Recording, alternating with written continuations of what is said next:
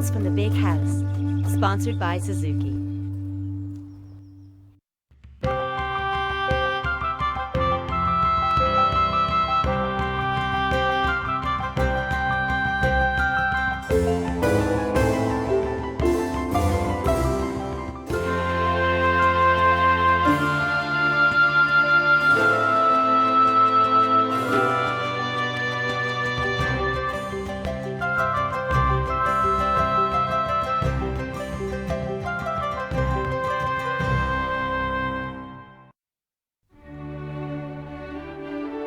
The owners of Glin Castle can trace their Irish roots back to the 12th century. It was as part of Strongbow's Norman army that the very first Fitzgerald landed on the southern shores of Ireland. In the year 1200, Thomas Fitzgerald built a castle on the site of an ancient ring fort here at Shannon in County Limerick. By the 14th century, his descendants, led by the Earls of Desmond, were fully assimilated into Irish life and had become one of the most powerful clans in Munster. It was at this time that one of the Fitzgerald line was made Knight of Glin, or Knight of the Valley as it was known in English, and granted extensive lands in the North Limerick region. Incredibly, after centuries of bloody battles against the English, domestic political upheavals, land wars, there is still a Fitzgerald living here and working to maintain his ancestral legacy. Desmond Fitzgerald is the marvellously titled 29th Knight of Glin, and together with his wife Alda, they've kindly invited me to come and visit them here at Glin Castle.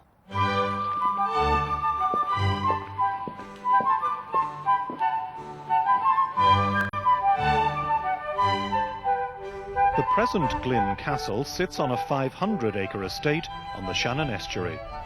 It was built in the 1780s as a plain, three-storey Georgian country house. The battlements, turrets and Gothic follies were added later in the 1820s, when the architectural fashion of the period had moved towards the Romantic.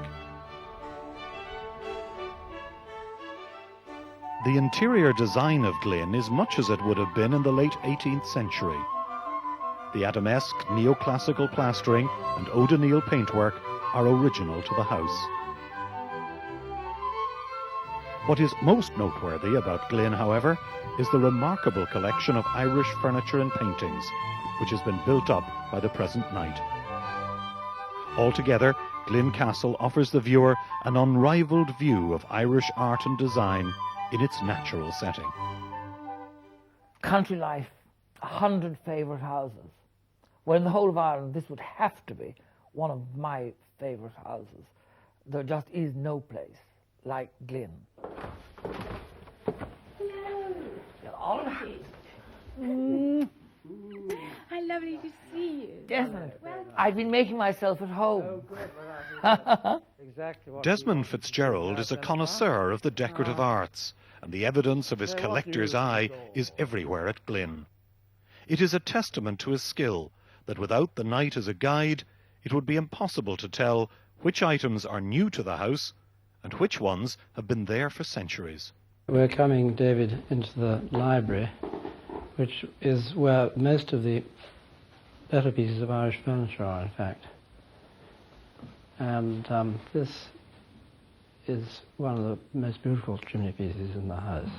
It's quite spectacular, and I think it's the first and most dramatic thing you see. Yes. And that ram's head, which is really proud of the fireplace. I mean, it's in such relief. Yes. I think it might be, the carving might be the work of a sculptor called Verpil, who worked for Lord Charlemont at the casino at Marino. It's extremely neoclassical. Well, the other thing I noticed, I love the colour on the wall, and that kind of throws the fireplace out, don't you think? Yes, this was definitely when I was quite young and came backwards and forwards to Ireland. I was working in the V&A in those days. And Mariga Guinness, who was an inspiring lady in her day, was certainly very influential, and I think it works very well. And it works very well with the kind of chocolate of the frieze, and of course gilt like this Irish mirror. Well, for a library, you're not exactly overwhelmed by the presence of books, but there is this just wonderful bookcase. It has almost a sort of Sheraton Yes, feel. it is very much Sheraton feel. It has a bust of Milton on the top, associating learning, of course, and a broken pediment, and it's inset into the wall. Therefore, when they had the disastrous sale after their almost bankruptcy after the building of the house and the death of the knight who built it, Colonel John, in 1803, it was not sold with the rest of the furnishings here. And it still has its original remains, rather faded crimson silk painted behind the mesh. And there's now quite a big collection of Irish books in there, which are all Irish 18th century topographical books. But of course, one of the most amusing features of the bookcase is the hidden door which leads out to the How staircase. appropriate. An escape through literature. Yeah. These fanlit arches lead into the back hall where the grand staircase, it is always called, is, which is extremely unusual, as it's two ramps on either side lead to a central thrust or flyover, which of course goes up to the gallery, and there was another big reception room up there in the 18th century. Not what most people would understand these days by a flyover. It's No, something a little bit somewhat more different. practical and dull. The design probably goes back to an Italian who came to Southwest Ireland, worked in Cork and Limerick, called Davis Ducart, who designed, in fact, the customs house in Limerick, now the Huntons here. Yeah. Well, it's rather nice to have that local Yes. feel, but it's also very elegant detail. I It's mean, very elegantly I'm madly constructed. jealous of this, because I have a banisters in my house in George Street, but it doesn't have this inlay sort of band. With hairwood.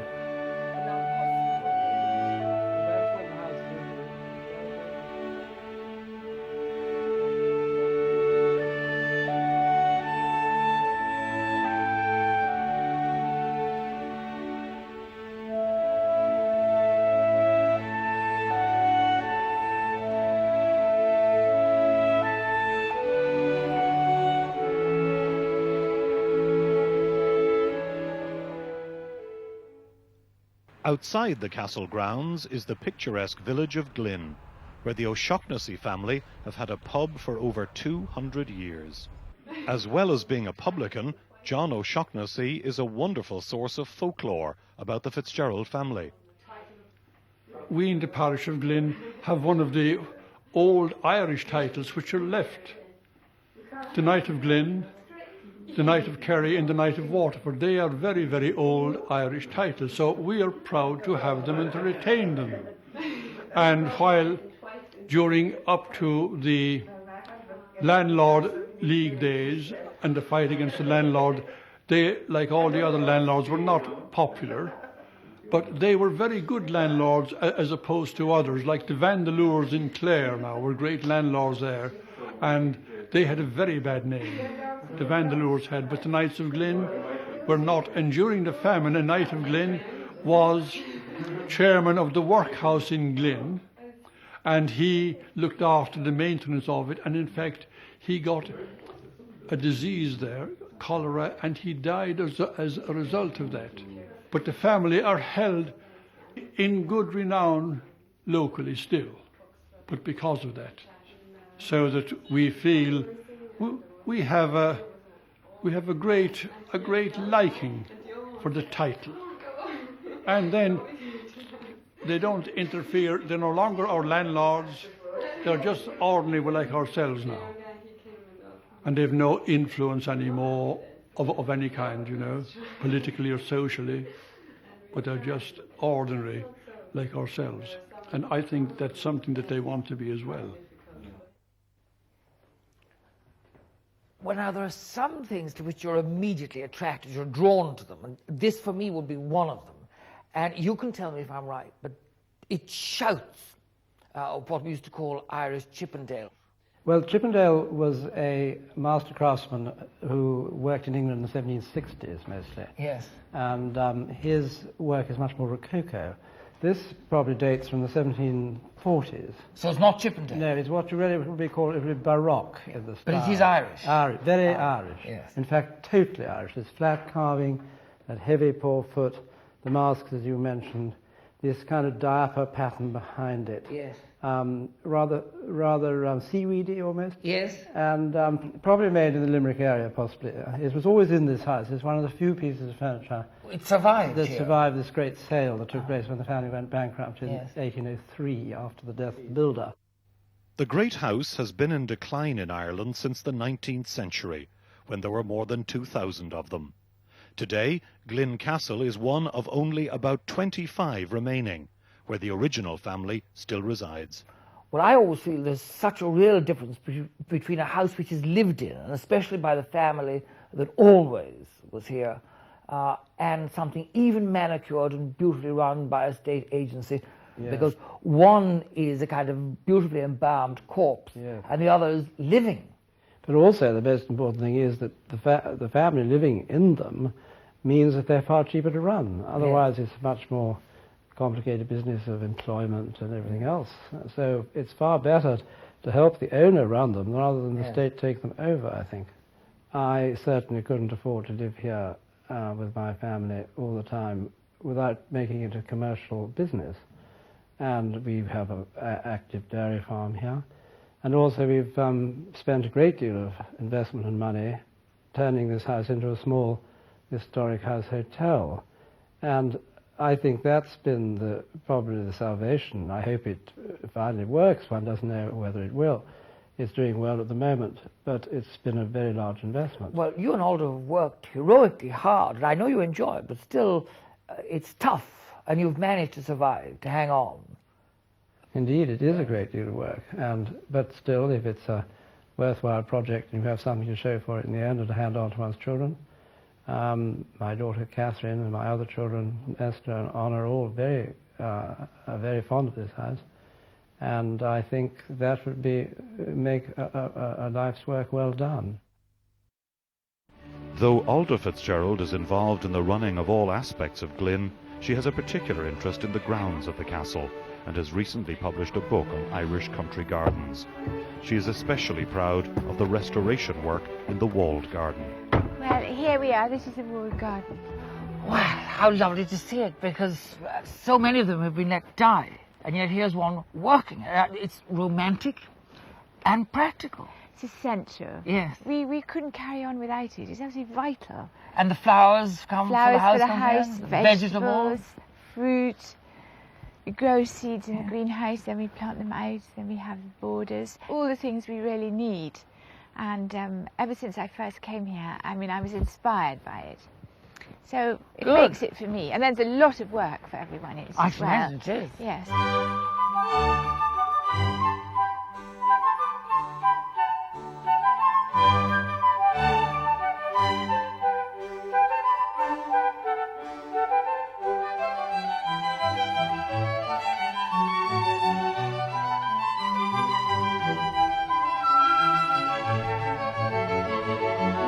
Yes. And what's in the... Well, that's what you put on top of the sea kale. You force it. It's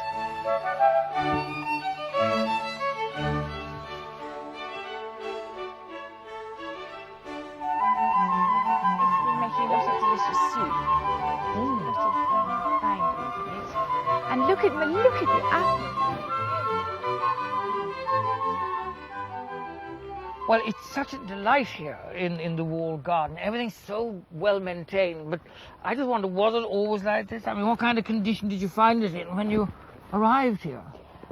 Well, when I first came, I must say, the weeds were almost as high as they are now, but there were no vegetables or fruit in between. Nothing. Absolutely nothing. In fact, all the cabbages were being grown in the open field in the front of the house there. But I knew it could be done. And did you plan? Did you have to plan? Yes, we did a lot of and... laying out and measuring and seeing where everything had been before and how it might have worked before. And were there any radical changes? Well, this wasn't here at all. It was just one big, huge bed. Oh, it's lovely to have a kind of gravel walk and a fountain and a seat in the distance. And when we came to make this, we found it was here. It had been here before. We found the path, so that was very exciting. So it was meant to be. It was meant to be, and that little pond up there was where people took the water to water everything where it came from. So we just put the fountain there. Well, it must have been a slightly daunting prospect when you first arrived, but I get a feeling that the garden, your love of the garden and writing the book helped you to put down roots in Ireland in a way. It did, you're so right, it did. Before that, Ireland had always been one step away. Yeah. I felt I couldn't get to it somehow. And then I was always busy on the telephone taking bookings, rushing. And suddenly here I was released into this magical landscape, which I'd never really had a chance to look at before, because I was always in the car, dashing about with Desmond between here and Dublin and everywhere. And this was just a whole new life, which was a joy. I'm not particularly knowledgeable about gardening. My daughter's the one that knows all the Latin names, and my wife's very keen on gardening. I'm rather interested in the general landscaping effect. This is the part of the garden which faces the house, so we're just actually cleaning up a lot of the lower branches on these ancient oak trees and just tidying up here. But over the stream there's a whole area of wood which has turned into total jungle.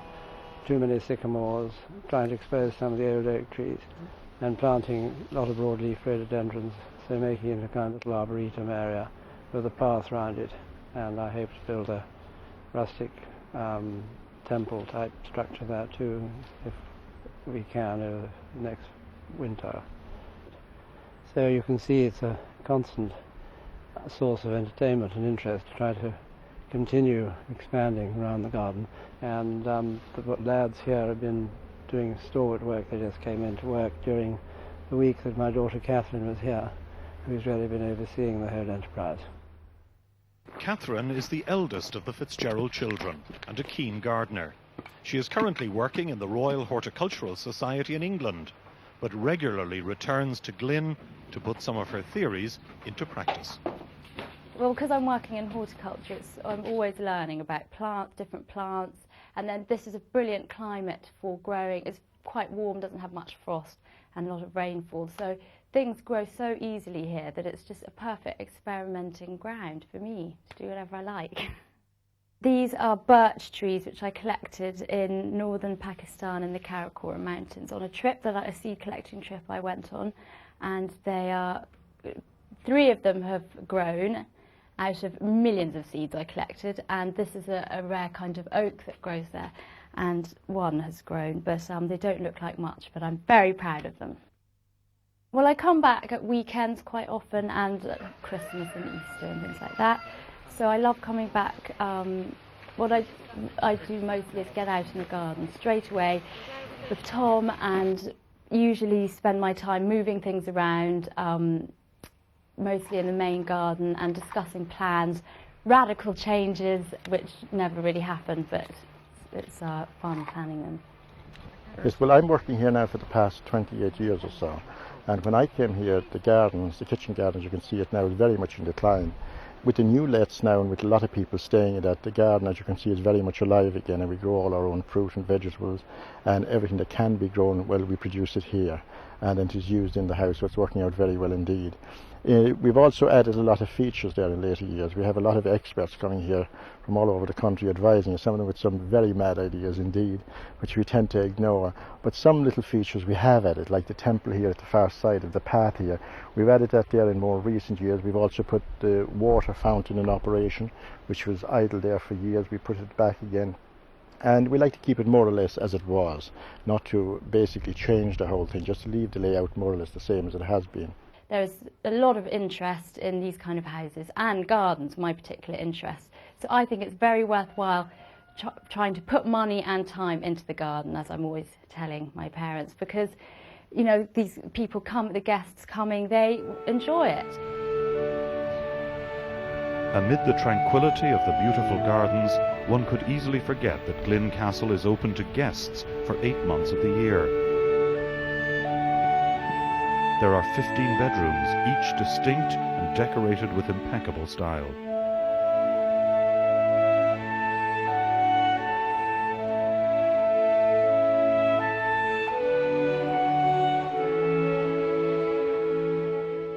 Front of house is New Zealander Bob Duff, who came to Glin 7 years ago as a chef, but has since taken on the role of hotel manager. It was an interesting day. Oh, it's a wonderful day. Yeah, well, I do. I feel I've been very lucky because I feel I've landed in the top job on one of the most unique properties in Ireland. and just walked into it really, just sort of happened around me. And it would be very difficult for me to sort of go to another property of similar size that didn't have the contents of Glin Castle, its history, or the Fitzgeralds. Madam's got a very good business brain, and it would be, the Knight would be the aesthetics of the place, you know, the colour schemes, the furnishings, and Madam would be the sort of behind the business side of things. She's like the leveller through it all. They're great people to work for. You can't help but be excited about the Knight's enthusiasm, you know, and also the courage to do what they're doing. But his, you know, his just total love of this place, you know, and his knowledge on architecture and furniture and history is just incredible. And, you know, ignorance here, you know, has learnt so much. It's our whole atmosphere is the fact that it's still very much the Fitzgerald's home. And really the sympathies are with them, because in lots of ways they've, you know, I keep on telling people they have been evicted down to the very far end of the wing. And what we're trying to do now is build them a little bit more. But at the same time, the business is letting them keep everything here, and there's so many of these houses have been, you've got the shell, but you've got nothing inside. We're very lucky, we've got the outside and the inside.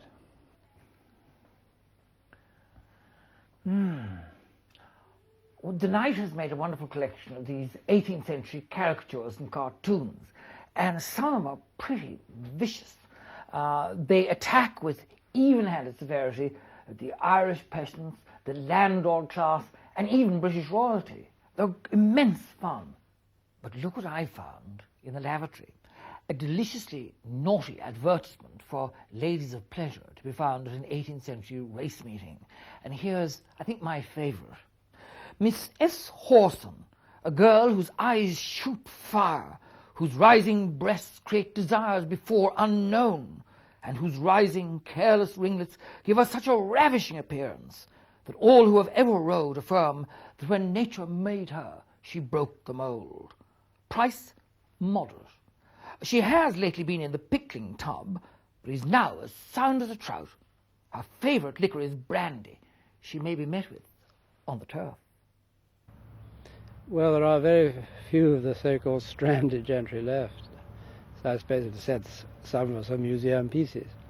And possibly they could be of use because they have expertise in interest in historic houses, gardens, planning, and certainly that's the case in my life. Just because I have a rather picturesque title, it doesn't mean that I have any official status here. But it does mean that having been and lived here and worked in the museum field, I feel that I can be useful from the point of view of those conservation interests that I pursue. And I think it's rather nice for any country to have some of its historic titles. After all, the Irish chieftains and the two Geraldine knights are a rather picturesque feature of our history. Now the present Knight, he's a very hard-working man now. He has a great love for Glin, and he takes part in all the local activities that promote the village and all that. He has given the local church on his grounds as a heritage centre and is very interested in that. But unfortunately, he's the first of the knights since 1200. If you examine their progeny down through the years, they always had a son. And he's the first knight with 3 daughters and no son. The fact that I have no son and heir, and I have actually no male heirs anywhere, because I don't seem to have had any cadet branches that produced them in the 19th century. As the family are extremely poor, the young sons very rarely seem to get married. They usually went into the army or the church. Yes, I think it is rather sad, but as Irish titles don't go through the female line of any kind, I'm afraid it's a sad fact. But I have 3 daughters. My eldest daughter takes particular interest, I think, in this place, and whatever happens to her or her sisters, who they marry, we shall just have to wait and see.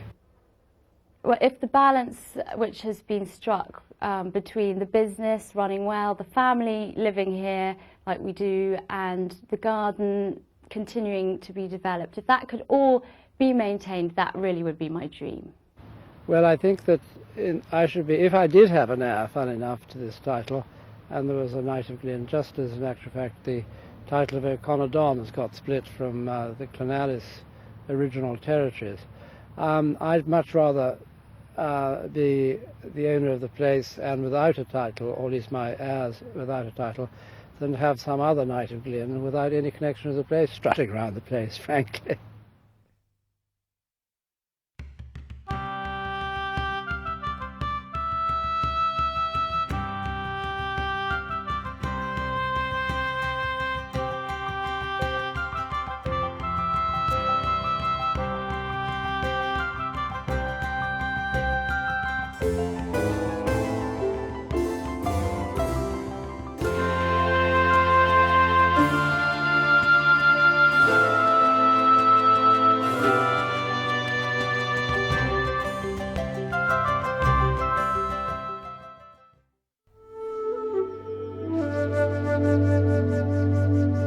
Tales from the Big House, sponsored by Suzuki.